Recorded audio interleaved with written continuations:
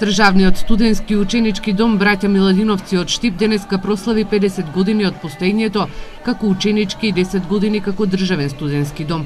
Директорката Тања Павлова Тасевска вели дека со помош на владата и министерството во изминатите 10 години реализирани се низина проекти со цел и учениците и студентите да имаат нормални услови за сместување и исхрана.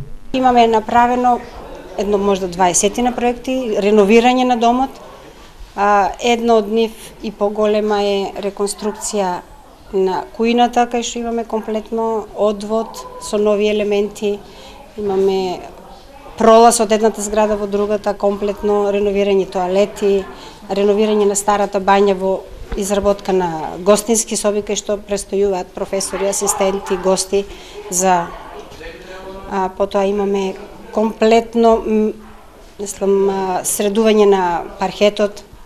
Потоа имаме ПВЦ прозорци кај студентите, сончеви колектори. Новој дом скоро 10 години чека и проширување со дополнителни 100 легла за студентите и средношколците. Уште првата година кога дојдов, јас изработив проект за надградба на домот за уште 100 легла, но не знам од кои причини беше одбиено од министерството. Чекаме на подобри услови, валјда. Тоа одлучува министерството за сите реновирања. Тие треба да ни дадат согласност. Се што треба да е изработено од наша страна е изработено, само треба они да ни дадат средства.